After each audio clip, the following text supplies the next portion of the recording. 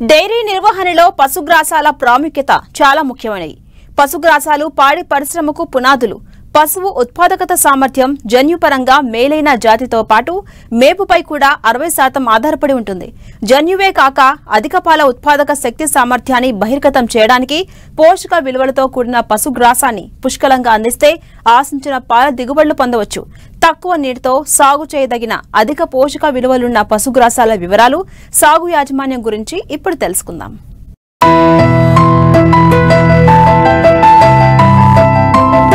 పశుగ్రాసం అంటే రైతులకు గుర్తుకొచ్చేది జొన్న, వరి, సజ్జ తదితర తృణధాన్యాలు. వీటిలో పశువులకు కావాల్సిన పోషకాలు లభించవు. పైగా వీటికి ఖర్చు అధికం, జీర్ణం కాని భాగం ఎక్కువే. అందుకే మేలైన పశుగ్రాసాల సాగుపై పాడి రైతులు దృష్టి సారించాల్సిన అవసరం ఎంతైనా ఉంది. మేలైన పశుగ్రాసాలను సాగు చేయడం ద్వారా అధిక పాల దిగుబడి పొందవచ్చు. ఉన్న కొద్దిపాటి విస్తీర్ణంలో అధిక దిగుబడినిచ్చే పశుగ్రాసాలను సాగు చేయడం ద్వారా ఖర్చులను తగ్గించుకుని పశుపోషణ లాభదాయకంగా మార్చుకునేందుకు అవకాశముంటుంది. అయితే మార్కెట్లో ఉన్న అధిక పోషక విలువలు కలిగిన రకాలేంటి, ఎక్కడ దొరుకుతాయో తెలియజేస్తున్నారు పశ్చిమ గోదావరి జిల్లా వెంకట్రామన్నగూడెం గేదెల పరిశోధనా స్థానం ప్రధాన శాస్త్రవేత్త డాక్టర్ ఆనందరావు. ఈ యొక్క వర్షాకాలంలో రైతులు పశుగ్రాసాలని విరివిగా సాగు చేయాలి. ఏకవార్షిక ధాన్యపు జాతి పశుగ్రాసాలకి రారాజు మెయిజు అంటే మనము మొక్కజొన్న అని చెప్తాము, ఆఫ్రికన్ టాల్ మెయిజు. అదేవిధంగా హైబ్రిడ్ నేపియర్లో సూపర్ నేపియర్ని కూడా మనము పశుగ్రాసాల రారాజుగా చెప్పవచ్చు. ఈ యొక్క సూపర్ నేపియర్ పశుగ్రాసం అనేది ముఖ్యంగా ఈ హైబ్రిడ్ నేపియర్ రకాలలో చాలా రకాలు ఉన్నాయి. కో1, కో2, కో3, కో4, కో5 ఉంది, కోయంబత్తూర్ వెరైటీస్. అలాగే NB21, BN2, IGFRI ఝాన్సీ వాళ్ళు డెవలప్ చేశారు. అదేవిధంగా ఈ యొక్క సూపర్ నేపియర్ని APBN1ని మన ఆచార్య NG Ranga agriculture university develop చేసింది. ఈరోజు సూపర్ నేపియర్ భారతదేశంలో పాడి అభివృద్ధిలో ప్రత్యక్ష పాత్ర వహిస్తుందంటే ఏమాత్రము సందేహం లేదు. ఈ సూపర్ నేపియర్ అనేది దీనిలో మనము పోషకాలు చూసుకున్నట్లయితే సుమారుగా 12 నుంచి 14% వరకు ప్రోటీన్ ఉంటుంది. ఈ ప్రోటీన్ ఉండటం వలన మనకు పాడి ఉత్పత్తి పెరగడమే కాకుండా పాలలో వెన్న శాతం పెరుగుతుంది.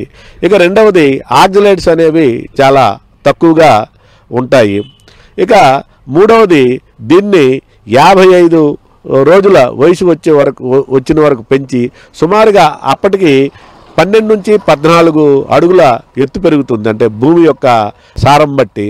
అదేవిధంగా దీనికి వింటర్ డార్మెన్సీ అంటే శీతాకాలంలో ఇది ఎదుగుదల అనేది బ్రహ్మాండంగా కనిపిస్తుంది. మిగతా హైబ్రిడ్ నేపియర్ గ్రాసులు అన్నింటిలో కూడా శీతాకాలం ఎదుగుదల ఉండదు, వింటర్ డార్మెన్సీ ఉంటుంది.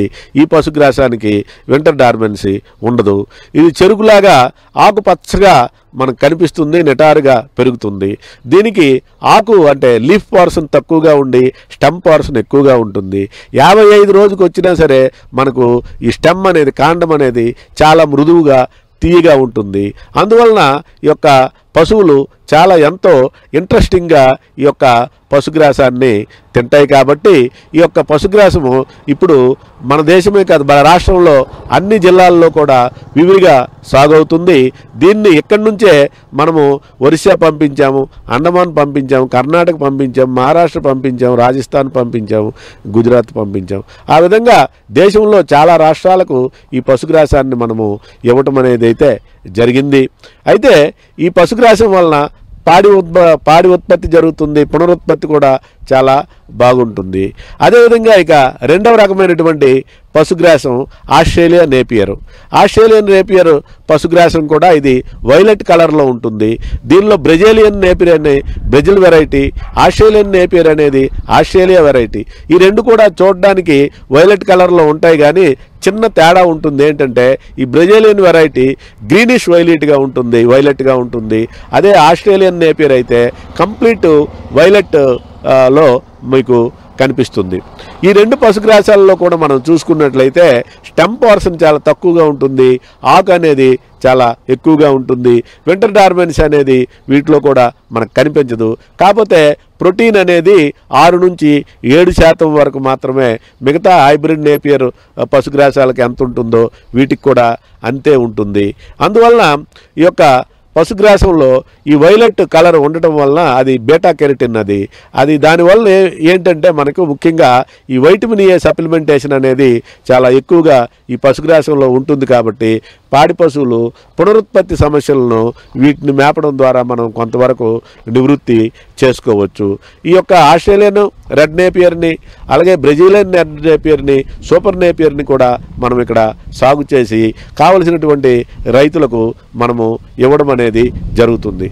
హైబ్రిడ్ పశుగ్రాసాల సాగుకు తక్కువ శ్రమ, పెట్టుబడి అవసరమవుతుంది. నాటిన కొద్ది రోజుల్లోనే పశుగ్రాసం కోతకొస్తుంది. పచ్చిమేత రుచికరంగా ఉండటం వలన పశువులు ఇష్టంగా తింటాయి, సులభంగా జీర్ణం చేసుకుంటాయి. పచ్చిమేత వలన పాల దిగుబడులు 25% వరకు పెరుగుతుంది. పశువుల్లో వ్యాధి నిరోధక శక్తి పెంపొందుతుంది. అయితే శాస్త్రీయ పద్ధతిలో ఈ పశుగ్రాసాలను ఏ విధంగా సాగు చేపట్టాలో వివరాలను తెలియజేస్తున్నారు శాస్త్రవేత్త. అయితే ఈ హైబ్రిడ్ నేపియర్ పశుగ్రాసాల సాగు విధానము ఏ రకంగా ఉంటుందంటే ముఖ్యంగా వీటిని పెద్దవాడి గడ్డ అంటారు. వీటికి సారవంతమైనటువంటి భూములు కావాలి.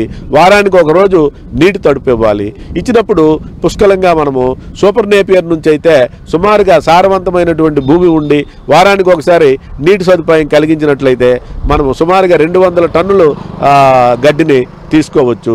అదేవిధంగా ఆస్ట్రేలియన్ రెడ్ నేపియర్లో అయితే మనకు సుమారుగా 120 నుంచి 130 టన్నులు మనము సంవత్సరానికి తీసుకోవచ్చు. అదేవిధంగా మిగతా హైబ్రిడ్ నేపియర్ వాటిలో 80 నుంచి 100 టన్నులు మనము పశుగ్రాసాన్ని సాలీన పొందవచ్చు. ఈ రకమైనటువంటి వ్యత్యాసము ఈ యొక్క పశుగ్రాసాల్లో ఉంది. కాబట్టి మరి రైతు సోదరులు ఇప్పుడు వస్తున్నటువంటి ప్రాచుర్యం పొందుతున్నటువంటి ఈ ఆస్ట్రేలియన్ రెడ్ నేపియర్ అదేవిధంగా ఈ యొక్క సూపర్ నేపియర్ వంటి పశుగ్రాసాలను సాగు చేసి వాటి పాడి అభివృద్ధి చేసుకోగలరు. ముఖ్యంగా వర్షాకాలము ఈ యొక్క పశుగ్రాసాలు అభివృద్ధి చేయడానికి అనువైనటువంటి కాలం కాబట్టి రైతులు ఈ పశుగ్రాసాల సాగుపై దృష్టి పెట్టాలి. అయితే 1 ఎకరా పశుగ్రాసం సాగు చేసినప్పుడు ఎన్ని పశువులు పెంచవచ్చు అంటే సూపర్ నేపియర్ పెట్టుకుంటే మనం 5-6 పశువులు పెంచవచ్చు.